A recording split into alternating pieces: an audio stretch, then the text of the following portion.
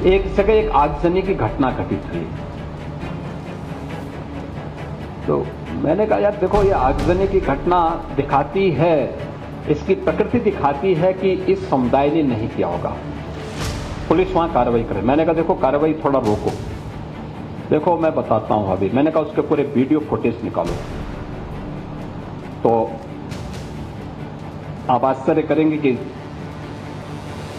आगजनी करने वाला एक व्यक्ति, वह केसरिया गमछा बांधा हुआ है, लेकिन आगजनी करते समय अचानक उसका गमछा निकला, आगजनी करते करते उसके मुंह से निकल पड़ा या अल्लाह। तो मैंने कहा देखो, इस समुदाय हिंदुओं की एक जाति को बदनाम करने के लिए किस शरारत के तहत गमछा बांध करके और पूरी व्यवस्था को अपमानित कर रहा है। ये चीजें दिखाती है कौन लोग हैं जो फेक अकाउंट बना करके जातीय संघर्ष की स्थिति को पैदा करना चाहते हैं। उत्तर प्रदेश में तो हम लोगों ने व्यवस्था भी बनाई हुई है कि वे अस्त्र शस्त्र से आप प्रदर्शन नहीं करेंगे, नहीं तो मुहर्रम का हर जुलूस उत्पात का, आगजनी का, तोड़फोड़ का कारण बनता था। वाहन बेटियां सड़कों पे नहीं निकल पाती थी। यूपी में 2027 के विधानसभा चुनाव का नैरेटिव सेट हो गया है। एक तरफ सनातन की बात करने वालों के लिए अखिलेश यादव ने अपने रास्ते बंद कर दिए हैं, दूसरी तरफ सीएम योगी ने साफ कर दिया है कि रास्ता तो एक ही है और वो सनातन का रास्ता है। क्लियर कट मामला बन गया है। सीएम योगी आदित्यनाथ ने यह मैसेज ऐसे वक्त में दिया जब अखिलेश यादव कभी हिंदू एकता की बात करने वाले बाबा बागेश्वर पर अटैक कर रहे हैं, कभी सनातन संस्कृति की बात करने वाले कथावाचक अनिरुद्धाचार्य महाराज से कह रहे हैं कि तुम्हारे हमारे रास्ते अलग हैं। योगी आदित्यनाथ ने उस इकोसिस्टम को भी निशाने पर लिया जो कावड़ यात्रा में हुड़दंग और हंगामा ढूंढ रहे हैं। भगवान शिव की भक्ति में डूबे कावड़ियों को उपद्रवी और आतंकी तक कह रहे हैं। योगी आदित्यनाथ ने सनातनी आस्था के खिलाफ ऐसे नफरती बयान देने वालों को भी कैसे निशाने पर लिया, क्या क्लियर कट मैसेज दे दिया कि भाई लातों के भूत बातों से नहीं मानेंगे। आज आपको देखना चाहिए। आज पाठशाला में यूपी में 2027 के चुनाव से पहले मचे इस घमासान की पूरी डिटेल आपको बताऊंगा। साथ ही यह भी बताऊंगा कि अनिरुद्धाचार्य महाराज ने अखिलेश यादव और मुसलमानों के रिश्ते पर ऐसा क्या कहा है कि हंगामा मच गया है। लेकिन पहले जो हंगामा हुआ है उसकी एक झलक देखिए।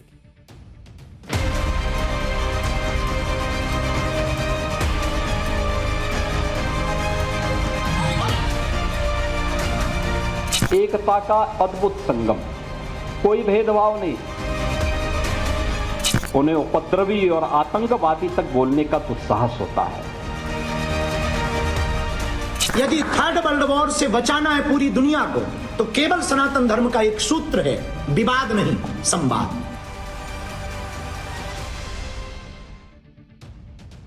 देश में एक तरफ सड़क पर कावड़ियों का हुजूम है, कावड़िए भोलेनाथ का अभिषेक करने के लिए कड़ी साधना कर रहे हैं। सावन के महीने में पवित्र कावड़ यात्रा चल रही है। शिव भक्तों में गजब का उत्साह दिख रहा है। सैकड़ों किलोमीटर पैदल चलकर भक्त गंगाजल लेने हरिद्वार जा रहे हैं, लेकिन कुछ लोगों को कावड़ यात्रा में हंगामा और हुड़दंग ही सिर्फ दिखता है। करोड़ों लोग यात्रा कर रहे हैं, लेकिन कुछ घटनाओं को ऐसे दिखाया जा रहा है कि हर कावड़िया जैसे ऐसा ही कर रहा हो। दूसरी तरफ इसी कावड़ को लेकर सियासत जमकर हो रही है। कोई कावड़ियों को संरक्षित आतंकी बता रहा है, कोई कावड़ियों को उपद्रवी बता रहा है, कहीं सोशल मीडिया पर फेक अकाउंट बनाकर फेक नैरेटिव सेट करने की कोशिश हो रही है। आज मुख्यमंत्री योगी आदित्यनाथ ने एक एक साजिश को बेनकाब किया और इन कोशिशों को सनातन की विरासत को अपमानित करने की कोशिश बताया। एक बार मुख्यमंत्री योगी आदित्यनाथ को सुनिए, वो कावड़ियों के अपमान पर कितने नाराज हैं। कावड़ यात्रा चल रही है। समाज का सबसे यानी श्रमिक वर्ग से लेकर के उच्च वर्ग तक हर व्यक्ति इस अभियान के साथ जुड़ा हुआ। एकता का अद्भुत संगम, कोई भेदभाव नहीं, न जाति का भेद है, न क्षेत्र का भेद है, न वर्ग का भेद है, न मत का भेद है, न संप्रदाय का भेद है। हर हर बम बम बोलते हुए जाते हैं। 300-400 किलोमीटर पैदल जाते हैं, फिर वहां से जल लेकर के कावड़ को कंधे में रख करके फिर उसी प्रकार से उसी भक्ति भाव के साथ चलते हैं। लेकिन मीडिया ट्रायल होता है, मीडिया ट्रायल होता है, बदनाम किया जाता है, खूब उसके बारे में लिखा जाता है। उन्हें उपद्रवी और आतंकवादी तक बोलने का दुस्साहस होता है। यह वह मानसिकता है जो हर प्रकार से भारत की विरासत को अपमानित करना चाहती है। योगी आदित्यनाथ कह रहे हैं कि जानबूझकर कावड़ियों को टारगेट किया जा रहा है। वो कह रहे हैं उनको आतंकी तक बोला जा रहा है। और इस देश में यह संभव है कि जो बम बांध के फट जाने वाले लोग हों, आतंकी हों, सच में उनके लिए कहा जाता है कि आतंक का कोई धर्म नहीं होता। लेकिन कई हजारों करोड़ों कावड़ियों में से एक घटना हो जाए, दो घटना हो जाए, तो सारे कावड़ियों को आतंकी बताने में इन लोगों को टाइम नहीं लगता। इकोसिस्टम। सीएम योगी कावड़ यात्रा को बदनाम करने की कोशिश पर क्यों भड़के हुए हैं, इसकी वजह भी समझना जरूरी है। दरअसल एक ऐसा इकोसिस्टम एक्टिवेटेड हो जाए है जो एक दो घटनाओं के आधार पर पूरी कावड़ यात्रा पर सवाल उठा रहा है। आरोप लगाए जा रहे हैं कि कावड़ में तोड़फोड़ की जाती है, आम लोगों को परेशानी होती है। कावड़ के खिलाफ नैरेटिव सेट करने वाले भूल जाते हैं कि कावड़ यात्रा बहुत कठिन यात्रा है।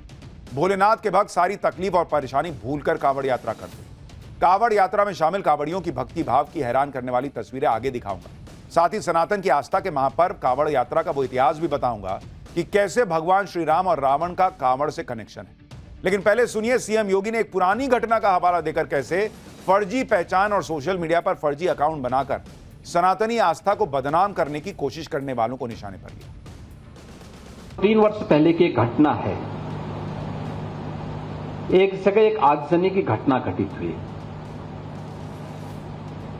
तो मैंने कहा यार देखो, ये आगजनी की घटना दिखाती है, इसकी प्रकृति दिखाती है कि इस समुदाय ने नहीं किया होगा, पुलिस वहां कार्रवाई करे। मैंने कहा देखो कार्रवाई थोड़ा रोको, देखो मैं बताता हूं अभी। मैंने कहा उसके पूरे वीडियो फुटेज निकालो। तो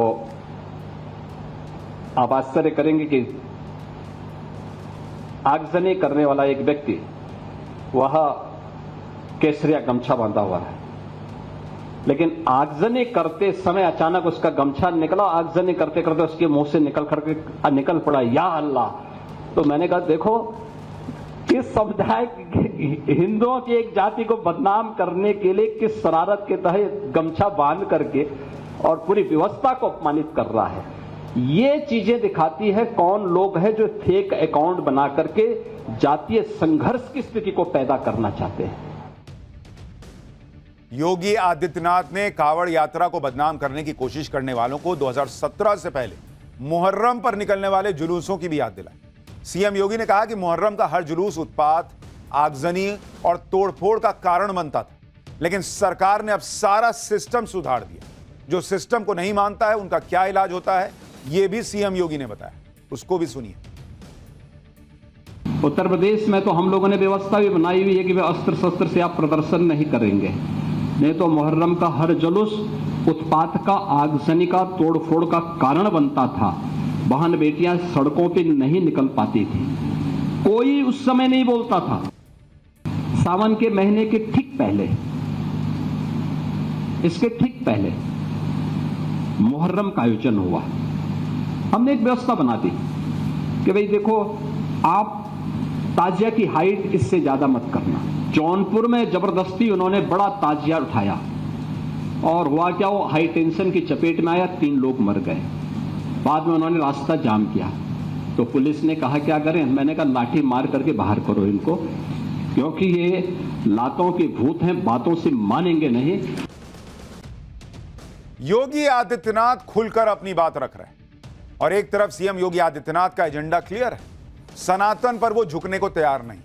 वहीं दूसरी तरफ 2027 के विधानसभा चुनाव में पीडीए यानी जाति की राजनीति का नैरेटिव सेट करने में जुटे अखिलेश यादव अब ऐसे लोगों को भी टारगेट करने लगे हैं जो हिंदू समाज में एकता की बात करते हैं, सनातन का झंडा बुलंद करने की मुहिम में जुटे हैं।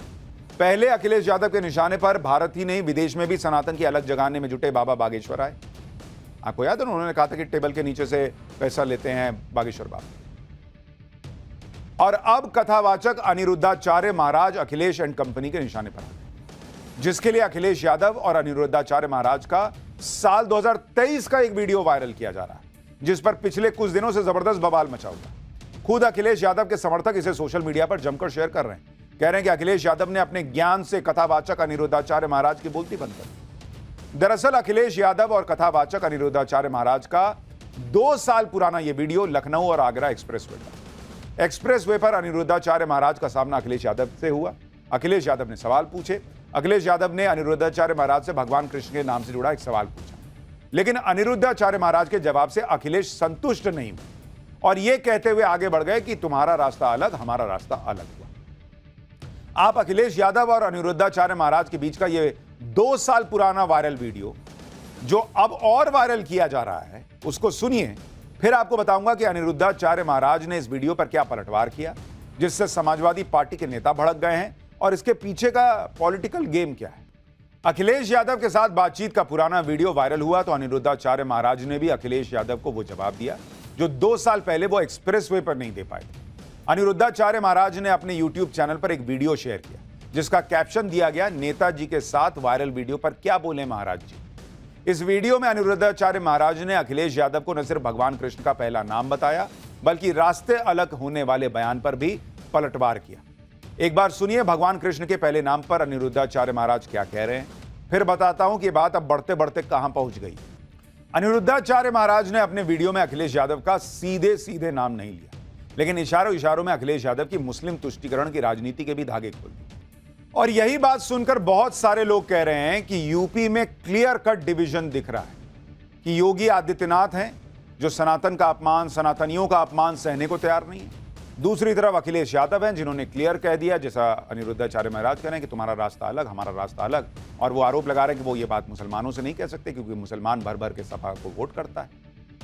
इतना ही नहीं, अनिरुद्धाचार्य महाराज ने अखिलेश यादव का नाम लिए बिना जातिवाद की राजनीति करने वालों पर बड़ा हमला बोला, उन पर समाज को बांटने का आरोप लगाया, सवाल उठाया कि जिनके मन में प्रजा के प्रति इतनी नफरत है वो समाज को कैसे एकजुट रख सकते हैं भाई।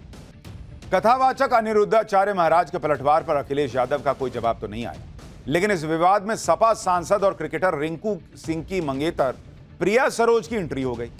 प्रिया सरोज ने ट्वीट किया कि जब एक बाबा कृष्ण जी का नाम बताने में असफल हो जाता है तो अपनी छवि सुधारने के लिए वो राष्ट्रीय अध्यक्ष जी का नाम हिंदू मुस्लिम जोड़कर देश प्रदेश का माहौल खराब कर देता है। यही सिखाते हैं ये अपने प्रवचन में। हालांकि ये पहला मौका नहीं है जब सनातन संस्कृति, सनातन के पर्व या सनातन की बात करने वाले अखिलेश यादव और उनकी पार्टी के टारगेट पर। आप देखिए कि सनातन का महापर्व महाकुंभ भी लगातार अखिलेश यादव के निशाने पर रहा। पहले उन्होंने कहा कि महाकुंभ कोई शब्द ही नहीं होता, फिर महाकुंभ की व्यवस्थाओं पर लगातार सवाल उठाए और ये तक कहा कि कुंभ में कुछ लोग पाप धोने जाते हैं, जो पाप करते हैं वो पाप धोते हैं। इससे पहले अखिलेश यादव तक राम मंदिर की प्राण प्रतिष्ठा में नहीं गए। यह भी देखिए कि जब यूपी के संभल में दशकों से दबाए गए सनातन के गौरव को लौटाने की खुदाई शुरू हुई, जिसमें शिवलिंग और खंडित मूर्तियां तक मिली, इस पर भी अखिलेश यादव ने कहा कि मुख्यमंत्री आवास की भी खुदाई होनी चाहिए, वहां भी शिवलिंग है। इन दिनों सनातन की आस्था से जुड़ी कांवड़ यात्रा चल रही है। अखिलेश यादव कांवड़ यात्रा में कांवड़ियों के स्वागत के इंतजामों पर तंज करने से नहीं चूकते। अखिलेश यादव ने कहा कि सीओ और एसडीएम कांवड़ियों के पैर दबाएं, उन्हें आराम मिलेगा। यानी अखिलेश यादव जब भी बोलते हैं ऐसा लगता है कि वो सनातन के खिलाफ बोल रहे हैं, उनको उससे दिक्कत है, ऐसा लगने लगा है। अखिलेश यादव राजनीति में नए नहीं है, ऐसे में उनके सनातन विरोधी बयानों को 2027 के विधानसभा चुनाव के लिए उनके पीडीए वाले फॉर्मूले से जोड़कर देखा जा रहा है। एक्सपर्ट्स का मानना है कि अखिलेश यादव यह मानकर चल रहे हैं कि मुस्लिम वोट बैंक ही उन्हें 2027 में यूपी की सत्ता में वापसी करवाएगा। ऐसा क्यों, इसके लिए यूपी में मुस्लिम वोटर्स का गणित समझना जरूरी है। 2011 की जनगणना के मुताबिक यूपी में मुसलमानों की आबादी 3,85,00,000 के करीब, यानी राज्य की कुल आबादी का करीब 20%। राज्य की 403 विधानसभा सीटों में यह लगभग 1/3 यानी 143 विधानसभा सीटों पर मुस्लिम वोटर्स का अच्छा प्रभाव है। यूपी की 43 सीटों पर मुस्लिम वोटर्स पूरी तरह निर्णायक भूमिका निभाते हैं। पिछले चुनावों की बात करें तो 2022 के विधानसभा चुनाव में समाजवादी पार्टी को करीब 83% मुसलमानों के वोट मिले और पिछले साल हुए लोकसभा चुनाव में समाजवादी पार्टी और कांग्रेस के गठबंधन को करीब 90% मुस्लिम वोट मिले। यानी एक्सपर्ट्स को लगता है कि अखिलेश यादव ये माने बैठे हैं कि मुसलमान का भर भर के वोट तो मिल जाएगा जब वो ऐसी बातें करेंगे, और हिंदू को वो जाति में बांटकर जो है, जिस तरह की पॉलिटिक्स सालों से चली है, वहां से यादव का वोट, इसका वोट वगैरह वगैरह मिल ही जाएगा। उनको लग रहा है कि जो लोकसभा में प्रयोग किया उन्होंने वो सफल हो जाएगा और इसलिए खुलकर अपनी बात इस तरह से कह रहे हैं। यूपी में 2027 के विधानसभा चुनाव का नैरेटिव सेट हो गया है। एक तरफ सनातन की बात करने वालों के लिए अखिलेश यादव ने अपने रास्ते बंद कर दिए हैं, दूसरी तरफ सीएम योगी ने साफ कर दिया है कि रास्ता तो एक ही है और वो सनातन का रास्ता है। क्लियर कट मामला बन गया है। सीएम योगी आदित्यनाथ ने यह मैसेज ऐसे वक्त में दिया जब अखिलेश यादव कभी हिंदू एकता की बात करने वाले बाबा बागेश्वर पर अटैक कर रहे हैं, कभी सनातन संस्कृति की बात करने वाले कथावाचक अनिरुद्धाचार्य महाराज से कर रहे हैं कि तुम्हारे हमारे रास्ते अलग हैं। योगी आदित्यनाथ ने उस इकोसिस्टम को भी निशाने पर लिया जो कावड़ यात्रा में हुड़दंग और हंगामा ढूंढ रहे हैं। भगवान शिव की भक्ति में डूबे कावड़ियों को उपद्रवी और आतंकी तक कह रहे हैं। योगी आदित्यनाथ ने सनातनी आस्था के खिलाफ ऐसे नफरती बयान देने वालों को भी कैसे निशाने पर लिया, क्या क्लियर कट मैसेज दे दिया कि भाई लातों के भूत बातों से नहीं मानेंगे, आज आपको देखना चाहिए। आज पाठशाला में यूपी में 2027 के चुनाव से पहले मचे इस घमासान की पूरी डिटेल आपको बताऊंगा। साथ ही यह भी बताऊंगा कि अनिरुद्धाचार्य महाराज ने अखिलेश यादव और मुसलमानों के रिश्ते पर ऐसा क्या कहा है कि हंगामा मच गया है। लेकिन पहले जो हंगामा हुआ है उसकी एक झलक देखिए।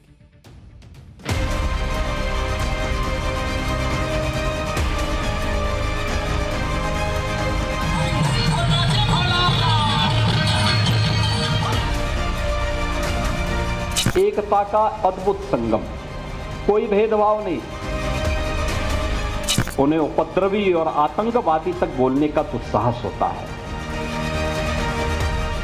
यदि थर्ड वर्ल्ड वॉर से बचाना है पूरी दुनिया को तो केवल सनातन धर्म का एक सूत्र है, विवाद नहीं, संवाद।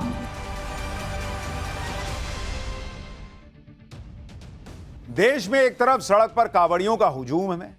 कांवड़िए भोलेनाथ का अभिषेक करने के लिए कड़ी साधना कर रहे हैं। सावन के महीने में पवित्र कांवड़ यात्रा चल रही है। शिव भक्तों में गजब का उत्साह दिख रहा है। सैकड़ों किलोमीटर पैदल चलकर भक्त गंगाजल लेने हरिद्वार जा रहे हैं। लेकिन कुछ लोगों को कांवड़ यात्रा में हंगामा और हुड़दंगी सिर्फ दिखता है। करोड़ों लोग यात्रा कर रहे हैं, लेकिन कुछ घटनाओं को ऐसे दिखाया जा रहा है कि हर कांवड़िया जैसे ऐसा ही कर रहा हो। दूसरी तरफ इसी कांवड़ को लेकर सियासत जमकर हो रही है। कोई कांवड़ियों को संरक्षित आतंकी बता रहा है, कोई कांवड़ियों को उपद्रवी बता रहा है, कहीं सोशल मीडिया पर फेक अकाउंट बनाकर फेक नैरेटिव सेट करने की कोशिश हो रही है। आज मुख्यमंत्री योगी आदित्यनाथ ने एक एक साजिश को बेनकाब किया और इन कोशिशों को सनातन की विरासत को अपमानित करने की कोशिश बताया।